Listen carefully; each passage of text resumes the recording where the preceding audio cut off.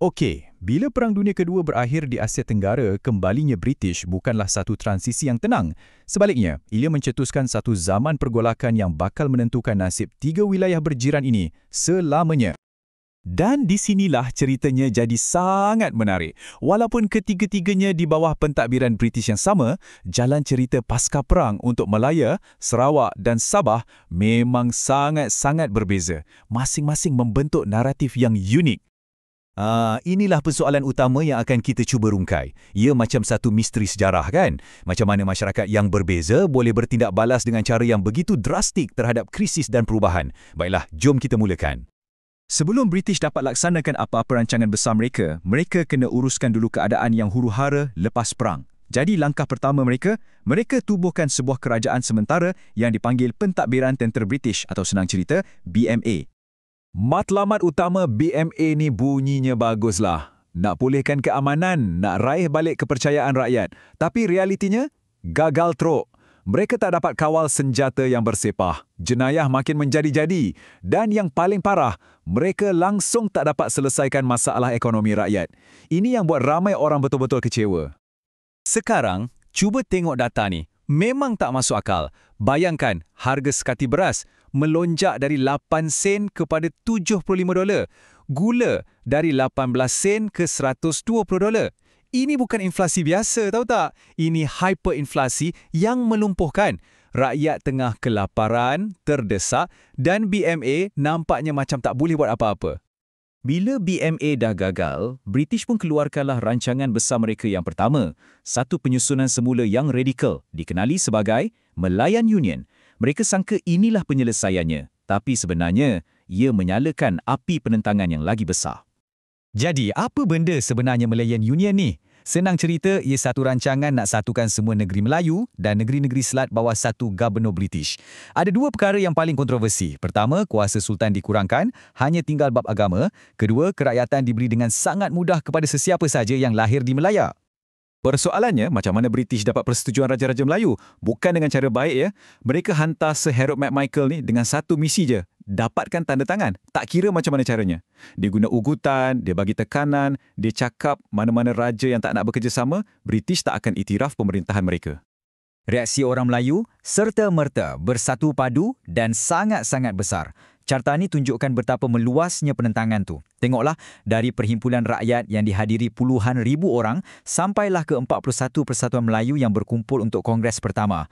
Malah, sultan-sultan sendiri pun boikot Majlis Perlantikan Gubernur. Ini penolakan total dari segenap lapisan masyarakat. Dan yang menakjubkan ialah peranan kaum wanita. Mereka bukan sekadar penyokong tau. Mereka adalah pemimpin di barisan hadapan. Tokoh macam Cikgu Zaharah Abdullah ni kata-katanya menyemarakkan semangat. Malah, Tuanku Permaisuri Perak, Raja Perempuan Kelsum sendiri turun padang mengetuai perarakan. Ini menunjukkan betapa mendalamnya penentangan ni. Jadi, apa hasilnya? Senang je. Penentangan yang bersatu padu ini berjaya. British terpaksa mengalah. Malayan Union dibubarkan dan digantikan dengan Persekutuan Tanah Melayu. Satu kemenangan yang sangat besar untuk nasionalisme Melayu pada waktu itu. Baiklah, sekarang kita beralih ke Sarawak. Di sini ceritanya sangat berbeza. Bukan cerita kemenangan, tapi cerita tentang pengkhianatan, penentangan yang getir dan berakhir dengan sebuah tragedi. Punca utama kemarahan di Sarawak ialah rasa dikhianati oleh pemerintah mereka sendiri, Raja Wynebrook. Perlembagaan 1941 dah menjanjikan jalan ke arah pemerintahan sendiri untuk rakyat Sarawak. Tapi hanya 5 tahun lepas tu, Brooke serahkan seluruh kerajaannya kepada British. Bagi ramai orang, ini satu pengkhianatan yang tak boleh dimaafkan. Kenapa dia buat macam tu? Sebenarnya, ada beberapa sebab. Dia dah tua, tak ada waris lelaki. Sarawak pula hancur teruk lepas perang dan dia tak ada duit nak bangunkan semula. Dan semestinya, pihak British sendiri bagi tekanan yang kuat supaya dia serahkan Sarawak. Penentangan di Sarawak ni bermula secara aman dengan demonstrasi. Bila British cuba tekan penjawat awam dengan pekeliling nombor 9, lagi ramai yang bangkit. Seramai 409 orang letak jawatan sebagai tanda protes. Tapi bila cara aman tak berkesan, ada sekelompok nasionalis muda yang beralih ke cara yang lebih radikal, menumbuhkan kumpulan Rukun 13. Ini membawa kepada satu peristiwa yang mengubah segalanya. Pembunuhan Gubernur British oleh Rosely Dobbie menjadi penamat yang sangat tragis. Tindakan tu bagi British alasan yang mereka perlukan untuk hapuskan terus gerakan anti-penyerahan. Pemimpin-pemimpinnya ditangkap, dihukum bunuh dan semangat penentangan di Sarawak dipatahkan sepenuhnya. Sekarang kita sampai ke kepingan terakhir teka-teki kita, Sabah. Kalau Melaya mengaum dan Sarawak berjuang, Sabah pula hampir senyap sunyi. Dan sebab-sebabnya sangat berbeza. Sifa, kosong. Inilah jumlah bantahan terancang yang signifikan terhadap penyerahan Sabah kepada British. Ketiadaan sebarang tentangan ni memang sangat-sangat ketara kalau kita bandingkan dengan apa yang berlaku di Melaya dan Sarawak. Jadi kenapa jadi macam ni? Ada 3 sebab utama.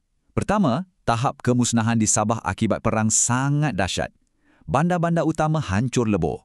Jadi, keutamaan rakyat masa tu ialah untuk cari makan, untuk bina balik hidup. Politik nombor 2. Kedua, kesedaran politik tak begitu berkembang. Dan ketiga, British sangat cekap mematahkan apa-apa potensi penentangan dari awal lagi. Slide ni tunjukkan betapa liciknya taktik British. Mereka tak guna kekerasan. Sebaliknya, mereka kenal pasti siapa pemimpin yang berpotensi. Contohnya Tengku Nordin dan Zakaria Gan. Apa mereka buat? Pindahkan mereka ke tempat lain, bagi kerja lain. Tengok pengiran Muhammad Yusof, dihantar pergi kursus. Bijak kan? Mereka pancung pergerakan ni sebelum ia sempat tumbuh dengan cara menyerap pemimpinnya ke dalam sistem. Jadi, mari kita cantumkan ketiga-tiga cerita ni sekali lagi untuk jawab soalan kita pada awal tadi. Kenapa nasib mereka jadi begitu berbeza? Inilah rumusan perbandingannya secara ringkas. Di Malaya, isunya jelas, ancaman terhadap status politik dan kedaulatan raja-raja. Jadi mereka bangkit bersatu dan berjaya. Di Sarawak pula, ia lebih kepada perjuangan emosi menentang pengkhianatan yang sayangnya berakhir dengan kegagalan. Manakala di Sabah, fokus utama adalah untuk terus hidup selepas perang, ditambah pula dengan strategi British yang licik yang membawa kepada penyerahan secara senyap. Kenapa semua ni penting untuk kita faham? Sebab pengalaman-pengalaman asas ni, kemenangan melalui perpaduan di Melaya, luka perjuangan di Sarawak dan fokus pada pembangunan di Sabah, semua ni telah membentuk budaya politik yang berbeza di setiap wilayah yang kesannya masih boleh kita rasa sehingga ke hari ini. Dan ia tinggalkan kita dengan satu persoalan yang mendalam untuk difikirkan.